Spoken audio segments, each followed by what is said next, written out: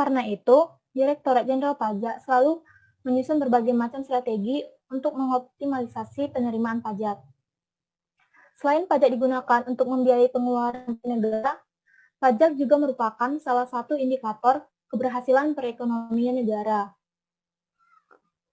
Indonesia menganut sistem self-assessment dalam perpajakannya, di mana wajib pajak memperhitungkan, menyetor, dan melaporkan sendiri pajaknya. Maka peran wajib pajak sangat dibutuhkan untuk keberhasilan sistem ini. Sistem self-assessment akan berhasil apabila kepatuhan wajib pajak di suatu negara bagus. Namun berdasarkan rasio kepatuhan penyampaian SPT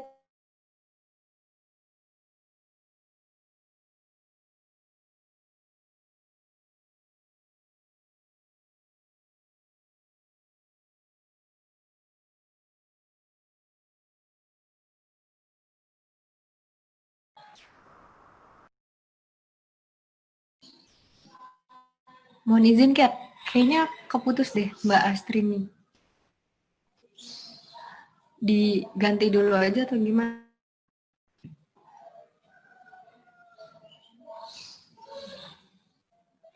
Ganti dulu aja, nggak apa-apa kalau Astri yang terputus. Iya.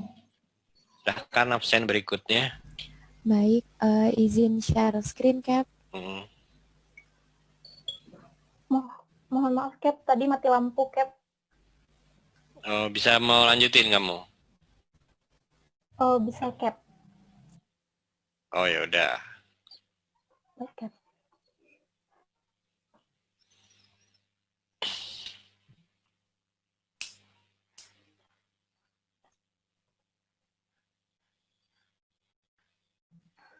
Baik, saya lanjutkan. Berdasarkan tabel rasio kepatuhan penyampaian SPT tahunan PPH 2016 sampai dengan 2018, masih terdapat kesenjangan antara wajib pajak yang wajib SPT dan pajak yang mengabaikan laporan SPT, sehingga dapat dikatakan bahwa rasio kepatuhan wajib pajak di Indonesia masih rendah. Kepatuhan wajib pajak yang rendah merupakan satu penyebab tidak tercapainya penerimaan pajak.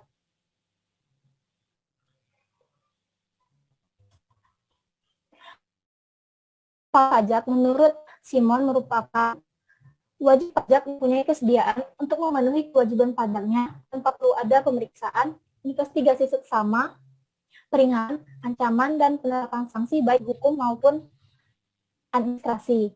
Kepatuhan terbagi dua, yaitu kepatuhan material dan kepatuhan formal. Kepatuhan formal yaitu seperti wajib pajak melaporkan dan membayar wajib pajaknya tepat waktu. Sedangkan untuk kepatuhan material terkait kebenaran laporan dan pembayaran yang dilakukan oleh wajib pajak, apakah sudah sesuai dengan ketentuan yang berlaku atau tidak. Menurut saya, sebenarnya kepatuhan pajak disebutkan oleh banyak hal. Yang paling utama karena tidak ada cara tentang wajib pajak yang dapat digunakan untuk mengetahui kepatuhannya. Oleh karena itu, Direktorat Jenderal Pajak strategi khusus untuk meningkatkan kepatuhan wajib pajak. Strategi khusus tersebut yaitu dengan melakukan penerapan CRM dalam melakukan pengawasan dan mendukung penjagaan wajib pajak. Berdasarkan SPT 4 2015 yang disesuaikan dengan CRM yaitu bahwa proses wajib pajak yang dilakukan secara sistematis oleh DJP membuat perlakuan yang dapat digunakan untuk meningkatkan kepatuhan sensitif sekaligus mencegah ketidakpatuhan wajib pajak dan mengurangi. CRM membangun pajak berdasarkan tingkat risiko kepatuhannya melalui peta kepatuhan pajak. Peta kepatuhan pajak disusun berdasarkan tingkat kemungkinan ketidakpatuhan wajib pajak dan tingkat kontribusi wajib pajak terhadap penerimaan. Utama data, apabila data yang dimiliki sudah memadai, maka dapat mendorong program CRM menjadi lebih efektif. Data memadai kemampuan individu yang melakukan pengolahan dan pemanfaatan atas data tersebut juga dibutuhkan. Ini yang pertama yaitu bagaimana tingkat kepatuhan wajib di KPP Media Baru. Yang kedua, bagaimana proses penerapan CRM di KPP Media Baru. Yang ketiga, apa saja kendala dan masalah dalam penerapan CRM di Media Baru. Yang keempat, apakah PNRM berpengaruh atau penelitian berdasarkan rumusan masalah sebelumnya, yaitu untuk mengetahui tingkat kepatuhan wajib pajak perlu mengetahui proses penerapan CRM di KPP Media Pekanbaru, dan untuk mengetahui kendala dan masalah dihadapi pada saat penerapan CRM di KPP Media Pekanbaru, untuk mengetahui pengambilan penerapan CRM dalam meningkatkan kepatuhan. Dan metode penelitian yang digunakan yaitu metode kualitatif. Penelitian kualitatif ini ditujukan untuk memahami proses dan pengaruh dari penerapan CRM dalam meningkatkan kepatuhan wajib pajak, sehingga menghasilkan yang sesuai dengan data yang ada di lapangan. Untuk jenis data yang dibutuhkan yaitu data prima dan data sekunder. Data prima ini berupa informasi mengenai proses, kendala, dan dampak penerapan CRM yang sesuai dengan kondisi di lapangan dan pengalaman langsung dari sebelumnya atau melakukan penerapan CRM dalam pelaksanaan tugasnya. Data primer ini merupakan hasil dari wawancara yang dilakukan. Data lain yang dibutuhkan yaitu target dan realisasi kepatuhan bayar dan kepatuhan lapor, serta realisasi penerimaan pajak di KPP Media Pekanbaru pada tahun 2017 sampai tahun 2019. Sudah berupa teori yang ditulis di buku, aturan perundang-undangan perpajakan, serta dokumen lain dan penelitian yang dilakukan. Untuk pengumpulan data kan ada dua, yaitu perpustakaan dan penelitian. Itu mengumpulkan data informasi terkait penelitian yang dilakukan, dan metode terkait dengan datang ke lokasi penelitian yaitu KPP Media Pekanbaru untuk memperoleh data. Ini yang digunakan yaitu dua orang representatif. Jenis wawancara yang dilakukan yaitu interview atau wawancara, agar wawancara dapat berjalan dengan santai dan responden tidak terbatas dalam memberikan jawaban dan informasi mengenai informasi berdasarkan pengalamannya, sehingga informasi yang diperoleh kepatuhan apa yang akan diteliti sama Kak Asti ini, apakah kepatuhan materialnya ataukah kepatuhan formalnya. Kemudian AR yang akan diwawancarai itu AN di seksi apa, terus kenapa dipilih itu. Baik, saya akan menjawab. Saya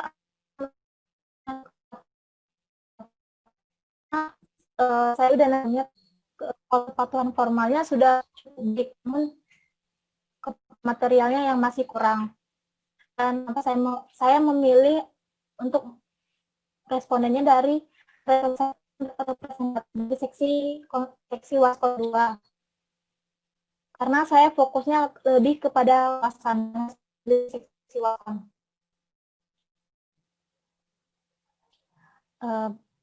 Sekian, udah jelas? Sudah, Kak. Ya, makasih ya. Sudah memuaskan. Sudah memuaskan jawabannya. Kemudian kalau yang kepatuhan material itu nanti seperti apa aja, Kak? Kebenaran apa aja? Kepatuhan material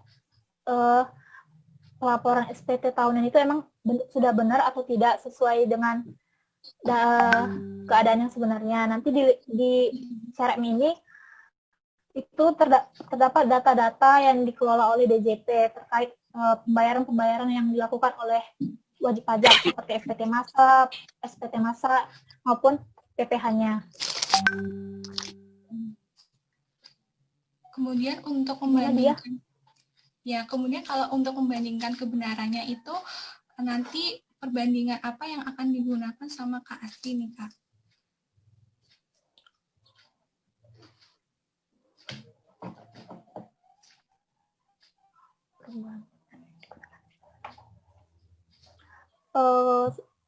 Sebenarnya saya tidak akan melakukan perbandingan seperti itu lebih kayak ke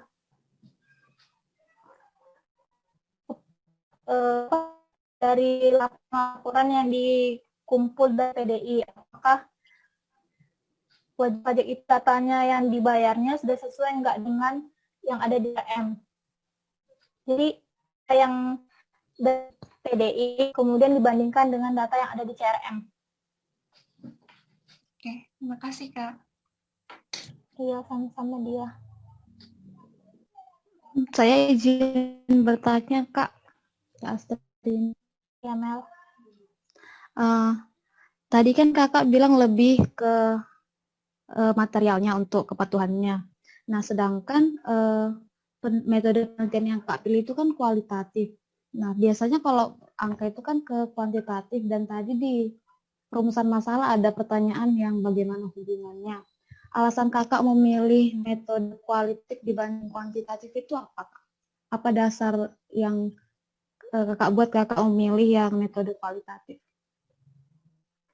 Kenapa metode kualitatif? Karena nanti nanti itu lebih ke wawancara dengan AR-nya. Jadi lebih mengutamakan ke gimana pengalaman AR-nya, apakah memang penerapan CRM ini sudah bermanfaat atau sudah berjalan sebagaimana mestinya dan benar-benar membantu atau tidak gitu.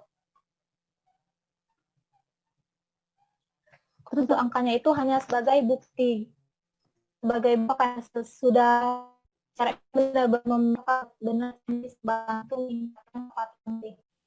Oke. Berarti pertanyaan satu harusnya di belakang. Ya kan, tingkat kepatuhan yang baik itu adalah dampak, ya kan, dari output yang digunakan dari alat CRM, bener nggak? Bener, Cap. Ya kan, CRM itu ya kita mudahkan aja lah di sini seperti aplikasi gitulah, ya, supaya gampang kita bahasakan. Jadi ada sebuah aplikasi namanya CRM. Dari CRM itu menghasilkan output, bener kan? Output itu digunakan oleh AR untuk menggalpot. Bener ya? Bener Asli ini?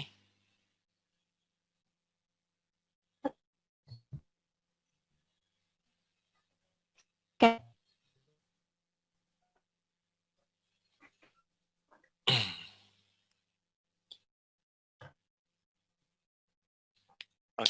Mungkin ya.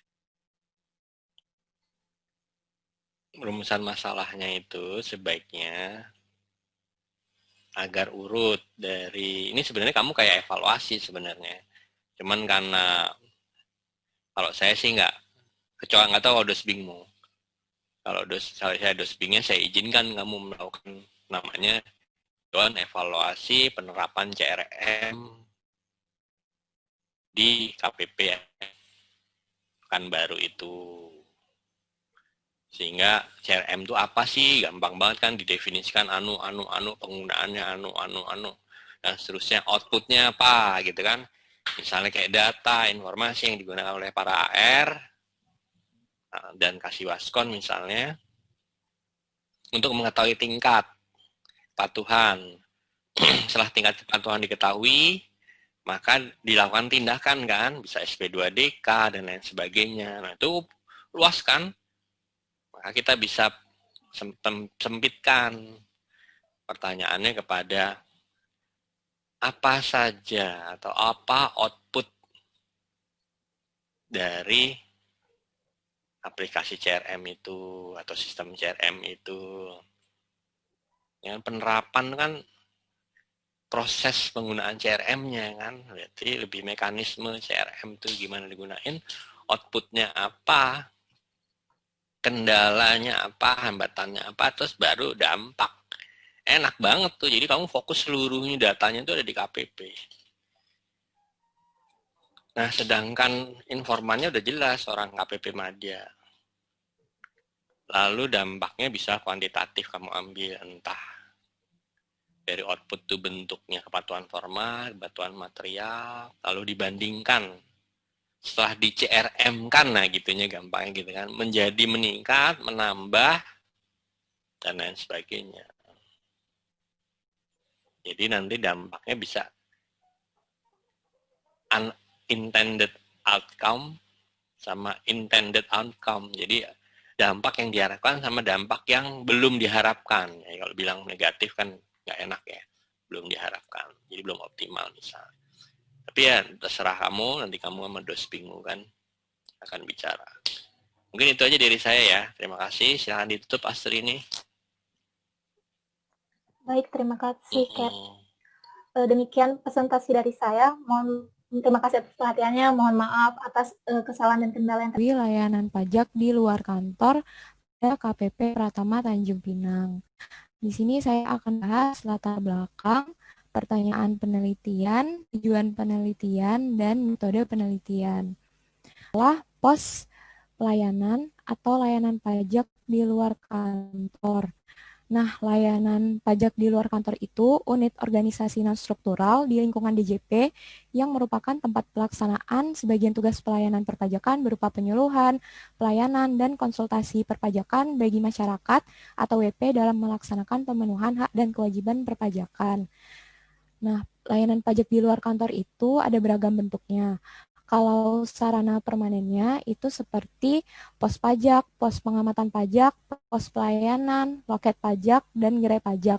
Dan kalau yang non-permanennya itu seperti Dropbox, point of contact, mobil pajak keliling, pojok pajak, dan tempat atau sarana non-permanen lainnya. Layanan pajak di luar kantor yang rutin diselenggarakan oleh KPP Pratama Tanjung Pinang itu seperti pos pelayanan pajak Anambas yang sudah diadakan sejak tahun 2017 dan rutin diadakan setiap sebulan sekali, dan juga pojok pajak ini diadakan di mall atau di tempat makan yang ramai pengunjung. Nah, kalau pos pelayanan pajak Anambas ini pelayanannya cukup banyak, bahkan menerima pendaftaran NPWP juga, sedangkan kalau pajak pajak itu layanannya terbatas, hanya laporan SPT tahunan e-filing, permintaan kode billing, dan konsultasi perpajakan. Jadi di proposal UTS kali ini saya akan lebih meng-highlight pos pelayanannya. Nah, selanjutnya pertanyaan penelitian, bagaimana tata cara pendaftaran NPWP melalui layanan pajak di luar Tanjung Pinang? Dan yang ketiga, untuk mengetahui kendala dan solusi yang timbul dalam proses pendaftaran NPWP, yaitu data primer berupa wawancara mendalam terhadap pegawai yang pernah ditugaskan dalam pelaksanaan layanan pajak di luar kantor, dan data sekunder untuk tujuan penelitiannya nggak dibahas. Kemudian pertanyaan kedua, tadi kan rencananya melakukan wawancara kepada pihak di KPU. Apakah kalau mau tujuan yang nomor 2 itu dibahas juga? Sepertinya untuk daya tarik ini saya lihat lebih cocok jika mewawancarai wajib pajak gitu. Apakah berniat untuk mewawancarai wajib pajak, misalnya minta kontak wajib pajaknya itu ke KPP, kemudian dihubungi lewat telepon atau lewat WA, atau bagaimana mekanismenya? Terima kasih. Baik, Kak Sheryl, terima kasih atas pertanyaannya. Jadi, di sini saya pertanyaan penelitiannya itu cuma 3 dan tujuannya ada 4 karena yang urgensi ini kemarin mikirnya itu ketika membahas urgensi juga sekalian membahas tentang gimana sih daya tarik atas pendaftaran NPWP melalui layanan di luar kantor ini. Dan kalau membahas, ya kemarin juga kepikiran sih mau mewawancarai orang BKD-nya. Kebetulan pos pelayanan Anambas ini numpang di kantor BKD. Jadi kan orang BKD itu tahu gimana jumlah wajib pajak yang datang. Jadi mungkin mewawancarai dari orang BKD-nya tersebut selaku, soalnya kan sekarang WP udah kebiasa online. Jadi kalau udah online, seharusnya pos pelayanan pajak itu udah nggak perlu lagi. Soalnya kalau diadakan setahun 12 bulan berarti 12 kali, kan anggaran yang dikeluarkan juga lumayan. Jadi itu sih urgensinya. Nah, iya, agak lebih maju ke depan sih sebenarnya mau nanya terkait berarti dalam menentukan urgensi ini nanti kira-kira Beryl itu pakai teori terkait apa ya, maksudnya karena kalau dari sini kan tujuannya cuma tinjauan ya, Terus kalau dari tujuan penelitian juga apa sebenarnya finalnya adalah kayaknya Beryl nanti hasil penelitian ini bisa memberikan masukan apakah pos pajak ini masih diperlukan atau enggak gitu kan ya? Iya, Iya, Ci. Kalau teori itu Beril udah sempat kegambar belum pas nyusun proposal ini, Beril?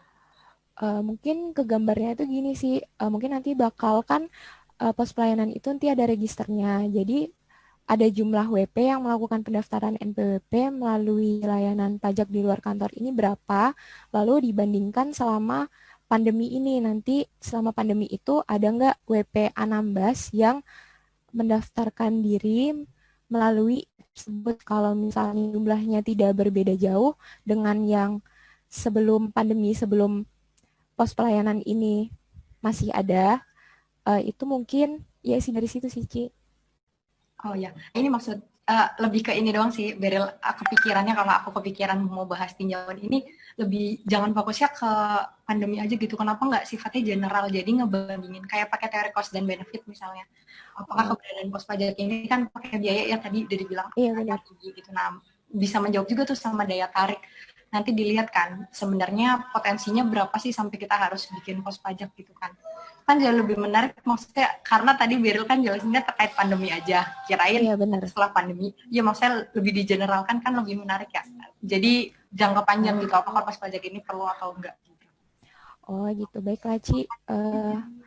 Di maksudnya aspek yang akan saya bahas di sini nanti juga mungkin saya akan memakai masukan dari Suci. Jadi akan membahas potensinya juga dari pos pelayanan pajak ini, gimana potensi dari WP-WP Anambas tersebut. Terima kasih Suci. Teman-teman, apakah ada solusinya bisa memakai TPT offline atau hanya menerima permohonan dahulu, baru nanti akan dikerjakan di kondisi udah stabil. Seperti nanti juga akan dicari solusinya apa. Oh, berarti itu masuk ke pertanyaan penelitian yang kedua ya, Beril? Iya. Berarti nanti juga Beril akan memberikan saran atau solusi-solusi di luar upaya yang telah dilakukan sama KPP Tanjung Pinang tersebut. Iya, mungkin akan seperti itu nanti. Oke, terima kasih Beril. Iya, sama-sama. Teman-teman, ada yang ingin memberi tanggapan lagi? Bagaimana tata cara pendaftaran NPWP melalui layanan pajak di luar kantor di masa pandemi? Nah, tuh heboh tuh. Kan prokes kan, orang dia akan bertanya-tanya kan orang, wah ini gimana nih, isinya apa nanti nih? Seperti itu. Kalau ada kegiatan itu. Baik ya. Termasuk kendalanya atau hambatannya yang dihadapi oleh KPP. Jadi kalau kamu nulis Tanjung Pinang, langsung aja tulis apa saja kendala yang dihadapi dalam pelaksanaan pendaftaran PWP melalui layanan pajak di luar kantor oleh KPP Tanjung Pinang. Nomor 1 juga ada Tanjung Pinangnya. Gitu. Kalau nomor 3 urgensi itu mentah lagi tuh. Urgensi itu teorinya besar soalnya kalau saya ya paradigmanya itu kita kan dari administrasi publik ya. Jadi sebenarnya haram kalau dalam teori yang sebenarnya itu. Yang namanya kita sebagai orang pemerintahan nih berhitung untung rugi ketika melayani masyarakat. Tidak boleh itu, Jadi kamu, ini hanya di akademik aja kita bisa ngomong gini. Ya misalnya kayak BDS itu kan rugi kita itu. Kita nge-BDS-in mereka UMKM turunin 0,5. Hasilnya apa? 0. Nggak seimbang. Perlawanan pasif dan aktif mereka itu kayak tradisi. Jadi ada teorinya lagi tuh dalam administrasi publik, dalam membina masyarakat yang lemah pikir pengetahuan tuh memang sampai hari ini seluruh dunia mengalami hal yang sama. Tapi kalau kembali ke urgensi pendaftaran ini, maka kalau nomor 3 itu teorinya adalah pada pelayanan publik. Kita nggak boleh berhitung. Kalau misalnya di NPWP di sana jumlahnya cuma seberapa, bayar juga enggak. Oh, nggak bisa kita ngomong gitu di dalam KTTA kita, kecuali kita dari administrasi bisnis atau manajemen bisnis, kita bisa ngomong gitu. Tapi kalau publik itu harus dihindari kata-kata gitu. Jadi lebih digunakan kata efisiensi, prioritas, nah gitu, efektivitas. Nah, jadi kamu jangan ngomong urgensi. Jadi lebih bagus bagaimana efektivitas layanan pajak di luar kantor dan proses pendaftaran PD. Efektif nggak? Efektif itu kan berarti mempertemukan kita sebagai pelayan publik kepada masyarakat yang membutuhkan NPWP. Efektif nggak? Nah, kalau efisiensi, tandingannya prioritas tadi. Maka harus ada schedule prioritas. Kemudian penganggaran yang lebih tepat. Itu Beli, hati-hati. Tapi tergantung dosbingmu. Kalau dosbingmu yang membebaskan aja, ya sudah. Berarti nanti Beril juga di kepalanya kan berpikir, ada saat dia jadi kasih pelayanan nih, ngapain ngelayanin di ujung pulau gitu, nggak ada duitnya, kan begitu, kok kacau tuh. Nanti nurun ke anak buahmu, nggak boleh ya. Jadi kita pikir, coba ini dulu, efisiensi dulu, coba enaknya pas bulan apa nih, nah musim hujan begini loh, bahaya kita bahasanya gitu.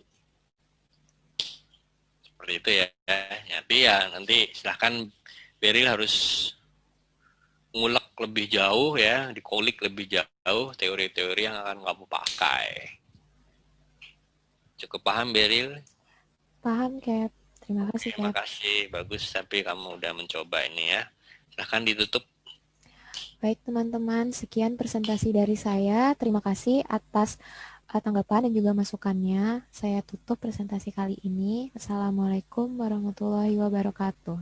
Waalaikumsalam warahmatullahi wabarakatuh. Oke, silahkan penyaji berikutnya untuk... Perkenalkan, saya Metul Jannah dari nomor absen 15. Saya akan mempresentasikan proposal ujian tengah semester yang telah saya buat kemarin, yaitu tentang analisis potensi pajak penghasilan atas usaha budidaya perikanan air tawar di Kabupaten Aceh Tenggara. Adapun pokok bahasan yang akan saya bahas di sini, yang pertama latar belakang, yang kedua pertanyaan penelitian, yang ketiga tujuan penelitian, dan yang keempat metode penelitian. Yang pertama latar belakang. Alur latar belakang penelitian tentang peran perpajakan. Pajak milik serta aturan perpajakan yang digunakan sebagai dasar teoritis. Yang keempat ada teknik pengumpulan data. Dalam teknik pengumpulan data, saya menggunakan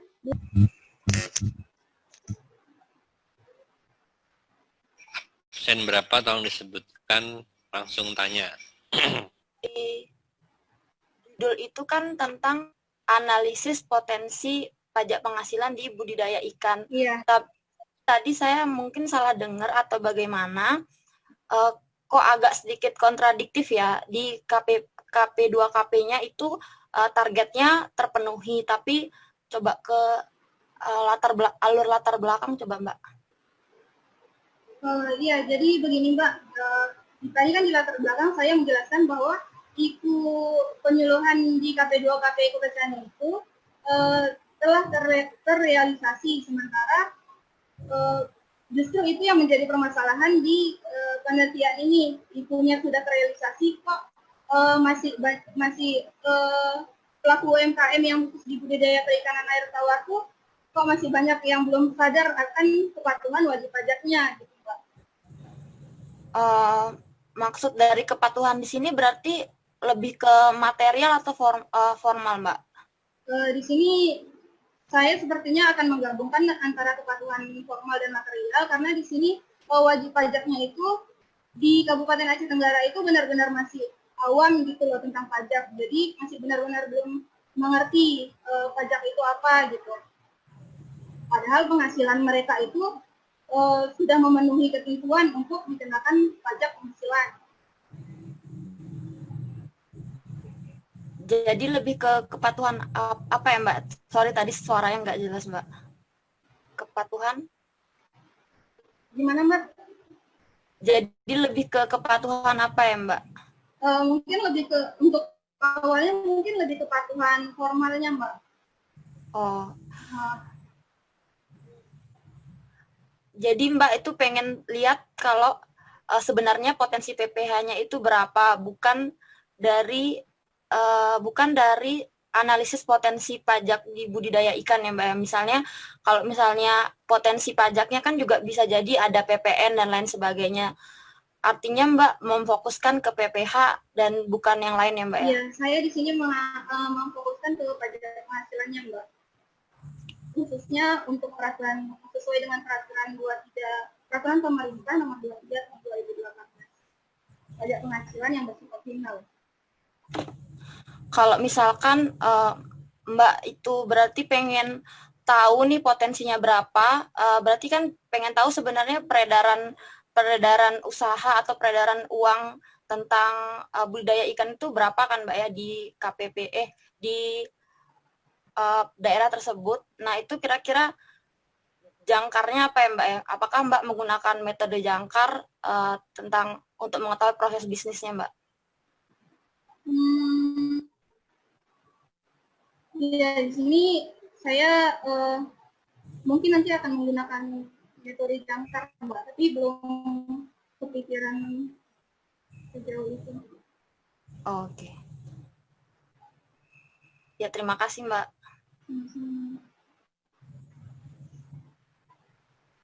Apa ada lagi teman-teman yang ingin memberikan masukan atau saran?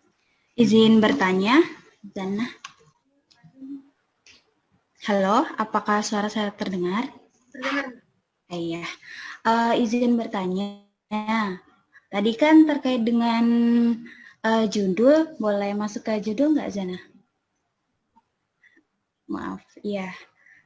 Nah, di situ kan judulnya tentang analisis potensi pajak penghasilan atas usaha budidaya perikanan air tawar di Kabupaten Aceh Tenggara ya. Jadi lingkupnya tuh KPP atau seluruhnya atau bagaimana? Nah, yang ingin saya tanyakan tadi terkait dengan rumusan dan tujuan, di situ kan menyampaikan bahwa ingin melihat kepatuhan dari wajib pajak ya. Mungkin tadi mirip-mirip juga sama yang ditanyakan sama Mbak Laksmi. Yang ingin saya tanyakan, ini nanti fokusnya hanya kepada wajib pajak saja yang memang terdaftar di KPP tersebut, atau mungkin nanti ada ini nih potensi perpajakan yang dari dari calon-calon wajib pajak atau yang mungkin dari pengusaha-pengusaha yang belum mempunyai NPWP. Kemudian untuk yang kedua tadi kan dibahas terkait dengan teknik observasi ya, Zana. Nah, yang ingin saya tanyakan ini nanti untuk observasinya tuh bagaimana? Itu di KPP atau mungkin langsung terjun juga ke pengusaha-pengusaha bagaimana? Terima kasih, Zana. Yang pertama saya akan menjawab terkait yang kedua dulu, terkait observasi ya Mbak. Di sini kebetulan kan saya tinggal di Kabupaten Aceh Tenggara dan kebetulan lingkungan saya itu emang benar-benar pada memiliki usaha budidaya perikanan air tawar ini. Mungkin observasi yang akan saya lakukan itu dengan mengamati, terjun langsung ke lapangan, dengan bertanya ke tetangga-tetangga bagaimana alurnya gitu Mbak. Yang kedua tadi pertanyaannya apa ya Mbak? Mohon maaf kurang jelas. Tadi kan kalau di tujuan bilang kalau semisal itu kan akan meninjau terkait dengan kepatuhan wajib pajak terkait WP pengusaha gitu, pengusaha budidaya ikan itu kan. Tapi nah ini tuh saya mau tanya apakah nanti tuh Zana akan bahas juga tentang calon-calon wajib pajak yang mungkin memang belum punya NPWP begitu. Rencananya begitu sih Mbak, saya juga akan melakukan wawancara dengan calon-calon WP karena kebetulan di daerah sini juga masih banyak masyarakat itu yang belum punya NPWP gitu, padahal mereka udah memenuhi syarat subjektif dan objektif sebagai wajib pajak. Mungkin saya juga akan di sini juga akan membahas tentang pengusaha yang merupakan masih calon wajib pajak. Terima kasih. Sama-sama Mbak. Izin bertanya. Silakan Mbak. Sebenarnya pertanyaan saya ini hampir mirip dengan Kak Laksmi tadi yang di awal. Nah, di sini sebenarnya saya bingung dengan judul dan rumusan masalah yang Mbak Janah sampaikan tadi. Karena juga sinyal saya yang bermasalah dan tadi Mbak Janah menyampaikan dengan menurut saya cukup cepat. Jadi saya ingin mengkonfirmasi kembali. Yang pertama kan ditanya di judul itu adalah mengenai analisis potensi pajak PPH usaha budidaya ikan. Kemudian pada saat saya mendengar penjelasan Mbak Janah tadi dan membaca rumusan masalahnya itu lebih cenderung membahas terkait dengan kepatuhan PP 23. Padahal judulnya itu adalah potensi pajaknya. Menurut saya itu lebih baik membahas bagaimana potensinya bukan dari segi kepatuhannya, melainkan apa yang menyebabkan pajak usaha ini tuh layak untuk atau dikatakan berpotensi terkait dengan pajak PPH-nya itu, bukan ke kepatuhannya. Tapi misalkan kalau memang Mbak Janah itu menyampaikan membahas mengenai kepatuhan, mungkin di judulnya itu disampaikan juga beserta kepatuhan dari kewajiban perpajakannya, bukan potensinya gitu. Jadi saya menanggapi karena judulnya potensi, tapi saya menangkapnya itu hanya lebih condong ke segi kepatuhan dari kewajiban perpajakannya saja gitu, Mbak. Apakah seperti itu maksudnya, Mbak, atau gimana? Mungkin Iya, Made. Terima kasih, Made, atas masukannya. Mohon maaf, mungkin di sini saya memang di rumusan masalah saya membahas kepatuhan dan pemahaman wajib pajak untuk mendasari penelitian ini gitu. Jadi saya mau membahas bagaimana sih kepatuhan wajib pajak di Kabupaten Aceh Tenggara itu dan bagaimana pemahaman wajib pajak di daerah tersebut. Makanya padahal potensi pajaknya itu besar atas budidaya perikanan air tawar tersebut gitu. Makanya di sini saya membahas kepatuhan dan pemahamannya terlebih dahulu. Yang kedua itu baru saya membahas kenapa alasan wajib pajak itu tidak mau melaksanakan kewajiban perpajakannya padahal di sini kan terdapat potensi pajak gitu. Apa sih hambatan yang dialami oleh pengusaha-pengusaha tersebut gitu. Kemudian yang terakhir baru saya membahas tentang realisasi penerimaan pajak penghasilan. Ini saya ambil datanya mungkin dari KPP, kemudian saya bandingkan dengan berdasarkan hasil data di lapangan. Apakah potensi pajaknya itu telah tercapai atau apakah telah sesuai dengan yang ada di lapangan atau belum gitu. Berarti mengkaitkan antara kepatuhan kewajiban perpajakan dengan potensinya gitu, Mbak ya, maksudnya, Mbak ya? Oh iya, makasih, Mbak.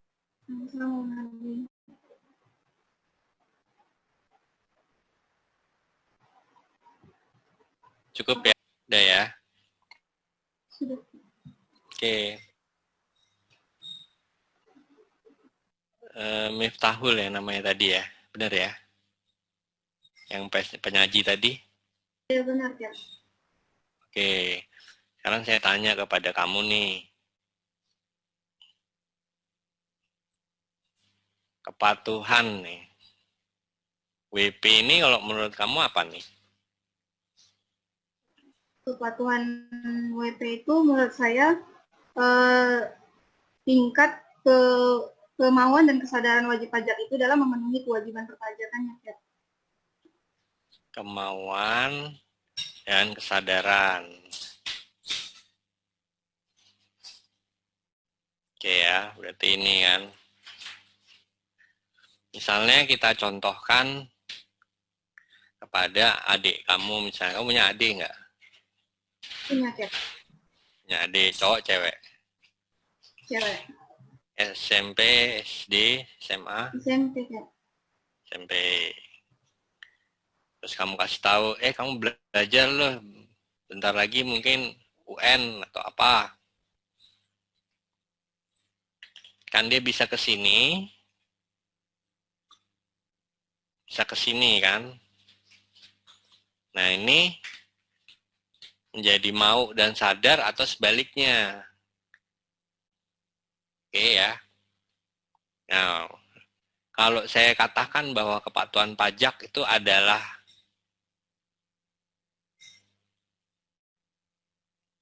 Kamu setuju nggak? Setuju, Kak. Setuju. Nah, pemilik dari perilaku ini siapa kalau dalam kasus ini? Adikmu kan, benar ya? Terus kamu mau tahu dia mau atau sadar, kamu nanya ke adikmu nggak?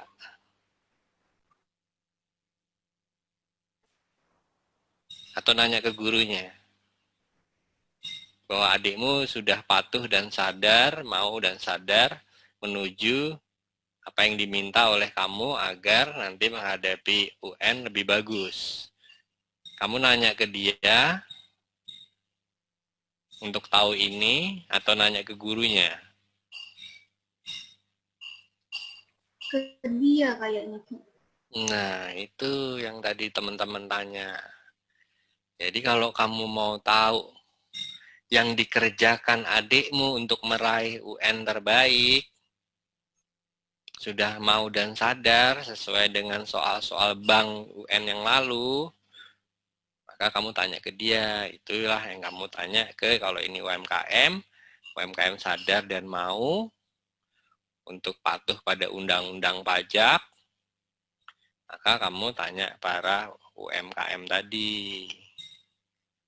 Karena judulnya potensi.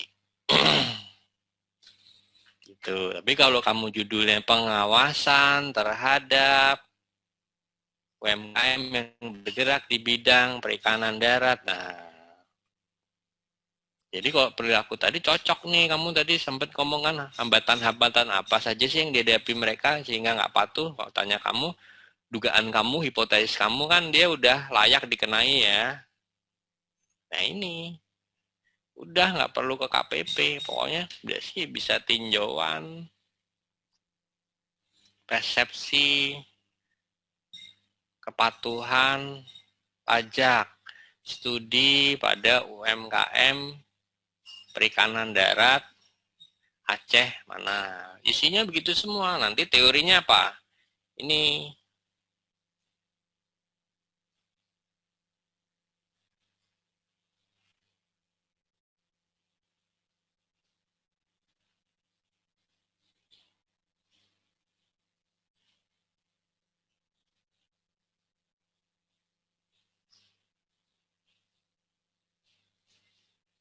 Chief, dia merasa nggak ada sanksi kok yang diterbitkan ke dia, nggak ada penegakan, nanti bisa tuh muncul teori koersif. Dan tuh seluruh dari yang saya bagi kemarin, itu ada bunyi-bunyi kayak beginian. Nanti yang gedenya lagi nih,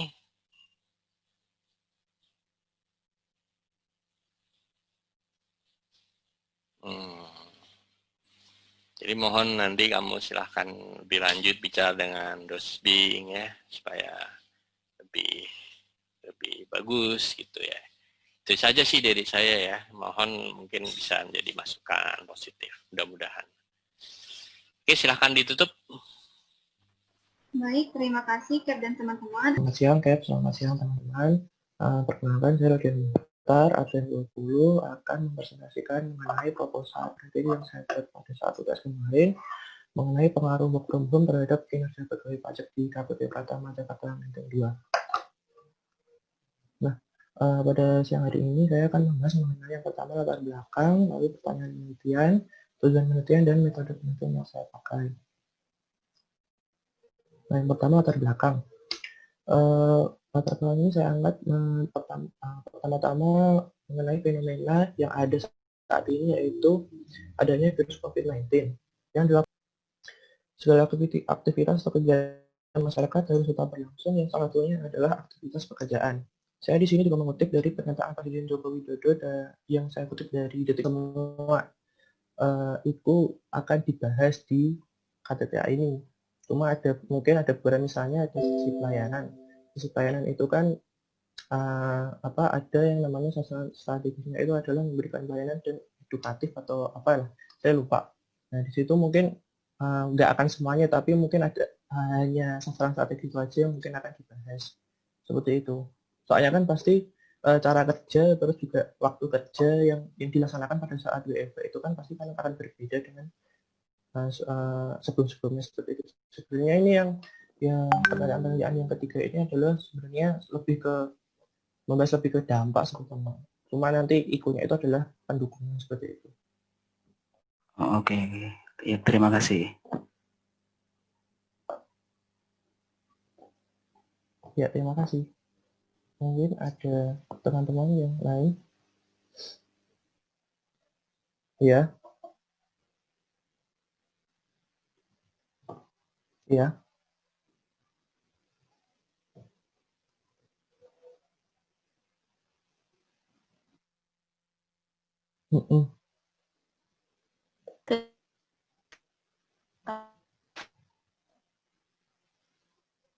Iya.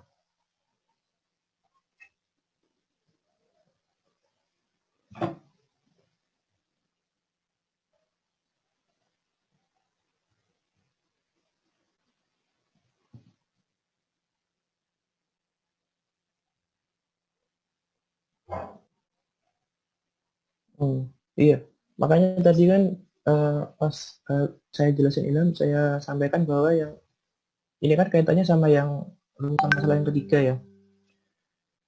Makanya itu nanti akan saya kaitkan dari hasil wawancara itu dengan dari data itu yang telah saya ambil dari KPP seperti itu. Soalnya kan ini kan juga berkaitannya kan dengan motivasi sama faktor yang mendorong dan menghambat juga gitu loh. Apakah pekerja atau pegawai itu apakah mengalami hal itu, dan juga mungkin bagaimana mereka dalam mengatasinya, baru nanti akan dihubungkan dengan jenis seperti itu. Dengan dihubungkan nanti dengan teori. Iya, sebenarnya itu. Iya.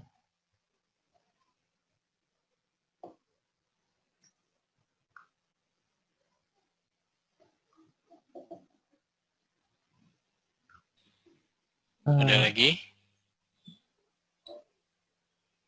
Kalau nggak ada, giliran saya ya. Iya, Rep. Oke, Rodian yang nggak mau pakai nanti di fakta itu aturan apa yang mau kamu pakai?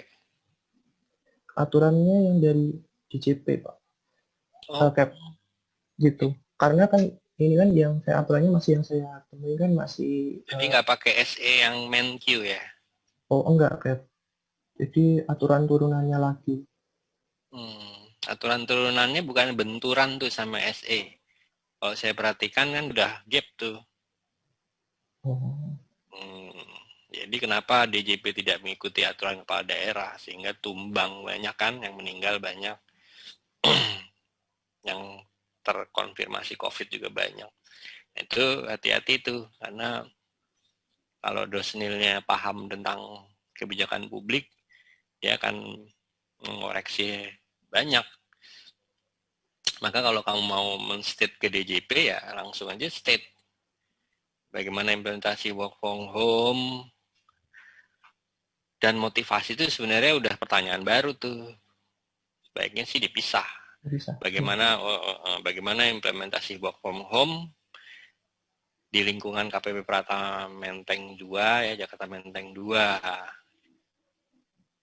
Sesuai cap tadi kalau menurut saya. Jadi langsung dikunci. Terus bagaimana gitu kan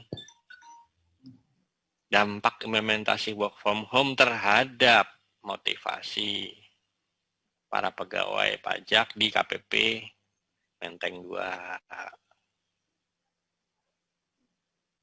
Kalau kamu ngomong motivasi, faktor pendorong penghambat tuh ya sebenarnya kan koersif kan. Koersif itu artinya direktif, diperintahkan langsung dari Kakanwilnya atau Dirjen Pajak. Jadi sebenarnya nggak relevan tuh pertanyaan itu, kecuali kamu bertanya yang umum tentang kaitan antara pandemi dengan kebutuhan work from home di lingkungan Kemenq. Nah itu lebih cocok kalau saran saya begitu. Terus bagaimana kinerja pegawai yang work from home itu juga pertanyaannya nggak gitu. Harusnya dampak, benar tadi kata Karlina tuh ada ngomong dampak ya. Bagaimana dampak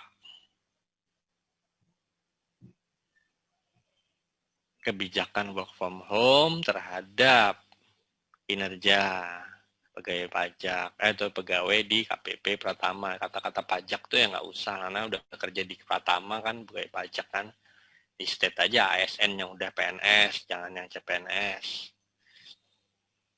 Terus informannya kamu mau nanya siapa nih?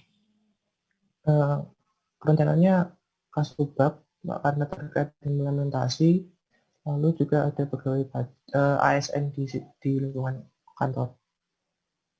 Menteng 2 itu semuanya PT. Oh enggak, nanti rencananya diambil per seksi mungkin satu. Itu. Cuman satu doang. Iya, soalnya kan kalau pelaksana kan ada di beberapa seksi seperti itu. Terus juga AR juga kan banyak ya, jadi mungkin yang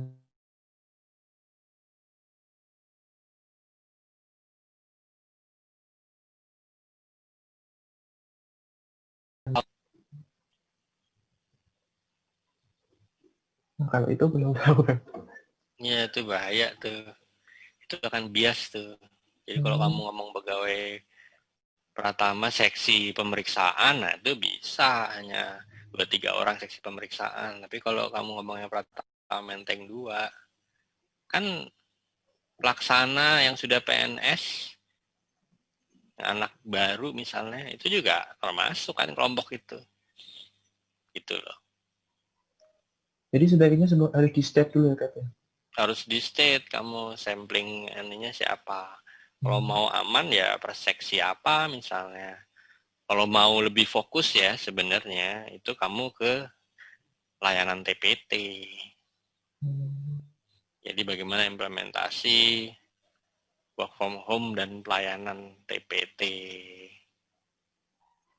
Jadi mungkin itu fokusnya di seksi pelayanannya ya Kep ya. Yang paling sering terkena COVID kan mereka kan. Terus baru karena mereka ada tuh, saya sih ya prihatin aja, ada acara kayak mutasi atau ICV itu kan harusnya virtual kan.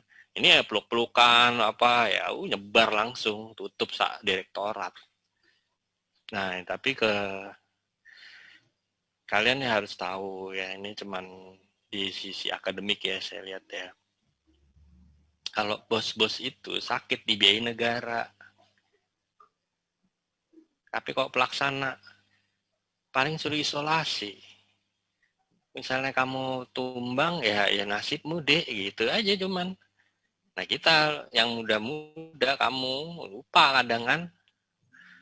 Tetap ngopi-ngopi, tetap pelok-pelokan, TikTok.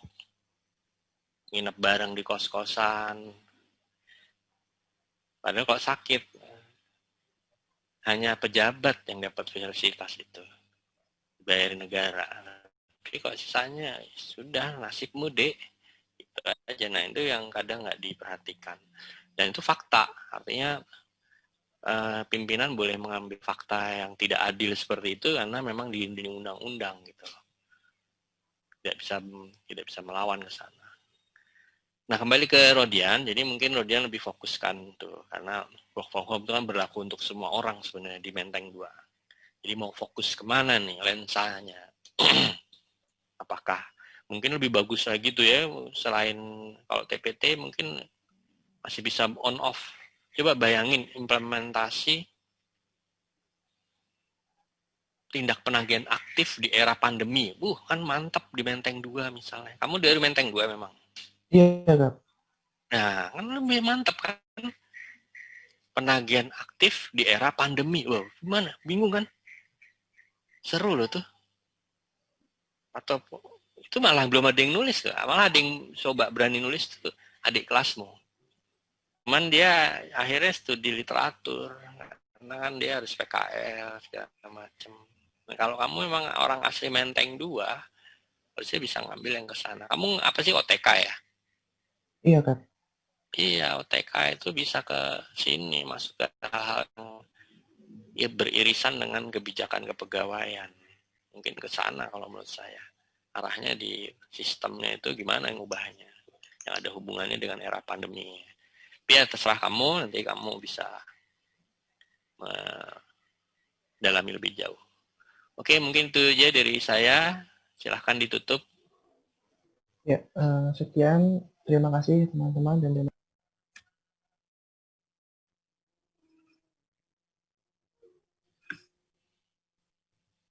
ada kewajiban formal dari pemeriksa yang belum sesuai nanti bisa digugat sama WP-nya gitu. Berarti lebih cocok Julia bukan bagaimana pelaksanaan proses dong. Yang lebih tepat apa mungkin ya? Bagaimana langsung prosedur dong, lebih cocok. Bagaimana pelaksanaan prosedur, ya dong. Kamu kan ngomonginnya lebih ke SOP-nya dong tadi barusan. Iya, Kalau proses itu akan menggambarkan si Anu datang ke sini, proses penagihan. Nah, si ini datang nganterin ini. Proses masak. Tapi kalau prosedur itu lebih setelah dimasak, dipaket, dikirim ke orang, nggak nyeritain tuh masaknya, nggak nyeritain. Nah ini mau kamu ceritain prosesnya atau prosedur. Kalau lebih helikopter view, input, proses, nah itu namanya prosedur. Tapi kalau prosesnya kamu masuk ke dalamnya situ. Kalau saya dingin loh. Nah, terserah kamu. Kamu emang dari Kanwil sana. Iya, Kak. Tadinya di Manado gitu, Kak. Nah, prosedur itu terus kamu mau bandingin dengan ketentuan yang berlaku gitu. Iya, benar, Kak. Berarti kamu nanya orang yang melakukannya. Ya, sama tenaga auditornya, Kak. Udah kenal. Baik dengan mereka. Udah kenal. Oke. Iya, Kak. Sudah minta izin juga nanti untuk Zoom meetingnya. Kemudian setelah itu hambatan apa saja yang dihadapi? Yang melakukan memang pemeriksa. Pemeriksa, Kak. Tenaga auditor itu bisa berasal dari pemeriksa ataupun forensor. Nah, itu kebetulan di Kanwil ada dua-duanya, Kak. Ada forensor juga, ada fungsional pemeriksa auditor juga, Kak. Oke, jadi ini informan kuncinya adalah yang melakukan prosedur tadi, pemeriksa dan forensor tadi. Iya, benar. Benar ya. Oke, udah gitu bagaimana pemanfaatan yang diperoleh dari kegiatan. Mungkin keluarannya apa sih kalau boleh tahu? Kamu keluarannya LHP, keluarannya kartu NPP. Kamu meriksa bikin KKP, keluarannya KKP. Nah, ini apa keluarannya? Iya. Ini nanti lebih ke realisasi SKP-nya sih, Kak. Realisasi SKP-nya kalau untuk pemeriksaan SP2 diselesaikan dengan memperoleh data elektronik itu target dalam tahun 2019 itu tercapai apa enggak kayak gitu. Itu dampak namanya. Oh, dampak. Ya. Iya, output tuh loh. Kamu kuliah sampai semester lulus, outputnya apa? Ijazah. Nah, dampaknya penyesuaian pangkat, penempatan kantor pusat, apa? Ya kan, Jakarta atau kantor pusat. Itu dampak setelah kamu lulus dari AP. Nah, outputnya transkrip nilai, ijazah. Nah, ini outputnya apa nih? Outputnya ini formulir apa? Atau kan biasanya ada formulir anu titik sekian. Formulir outputnya ini Kak, SKP, Kak. Perolehan data itu keluarnya SKP. Iya, nanti kan dalam pemeriksaan itu kan diperoleh data, nanti data itu yang diolah itu untuk menghitung jumlah. SKP bukannya hasil dari pemeriksaan? Iya. Jadi untuk memeriksa kan butuh data yang mau diambil dari prosedur ini loh, Kak. Ya berarti bukan SKP dong outputnya. Hasil perolehan data tuh berarti informasi yang akan digunakan di dalam menghitung SKP. Apa tuh namanya? Harus kamu cari. Oh itu namanya, berarti namanya bukti audit. Nah itu loh, makanya kamu baiknya bikin pertanyaannya di bawah berikutnya. Apa output dari proses perolehan data elektronik. Oh, siap-siap kan? Iya dong, ujuk-ujuk kok. Gitu. Nah, itu makanya bisa dimanfaatkan akhirnya. Siap ya. Pemanfaatan itu berarti langsung ke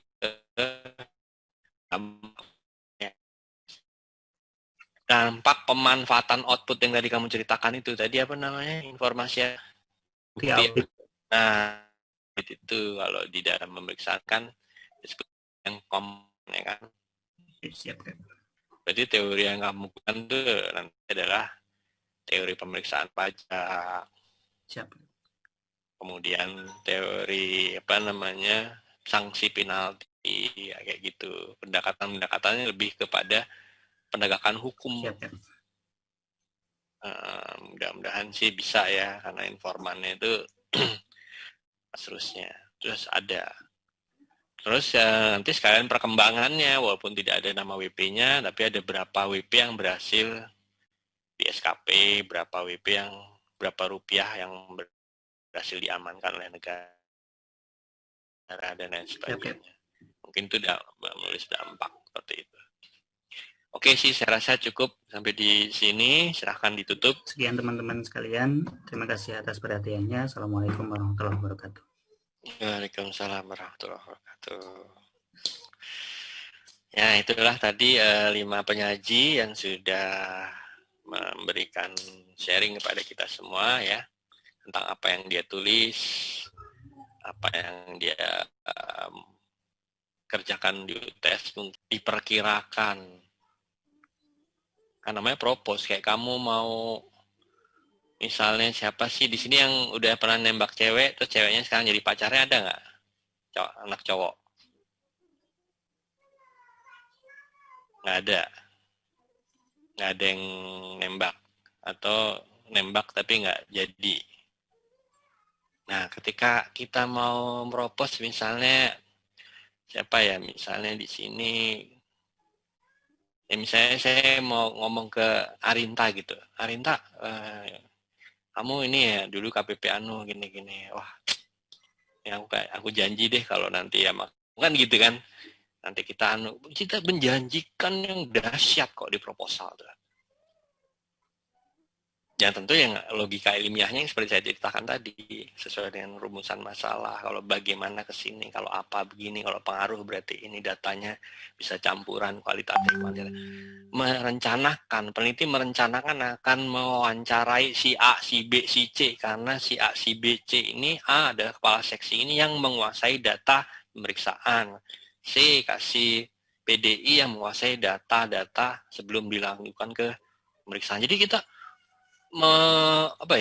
kayak proposal gitu loh ya tadi ke cewek itu cerita yang indah-indah dong. Nggak mungkin kan saya ngomong ke Arinta, aduh kayaknya kita ya nggak tahu ya, jalanin aja, kira-kira mau nggak? Nggak ada kan kayak gitu. Kita jalanin dulu ya. Jalanin dulu juga banyak, sama angkot juga jalan, sama Gojek juga jalan. Yang beda apa kamu kan gitu. Apa manfaat kamu menulis ini? Nah, kalau dalam penelitian sosial gitu. Jadi ya banyakin kata akan. Direncanakan, peneliti akan menemui, mewawancarai. Jadi yang dahsyat. Nah, terjebaknya kalian di UTS itu adalah, padahal di UTS itu tidak membunyikan pajak kan? Benar nggak? Kamu bisa nulis tentang penelitian budaya, penelitian bahasa, penelitian hal-hal yang ilmiah IPA juga boleh. Karena itu masih membebaskan. Nah, besok pas UAS nampaknya sudah selesai injury time itu.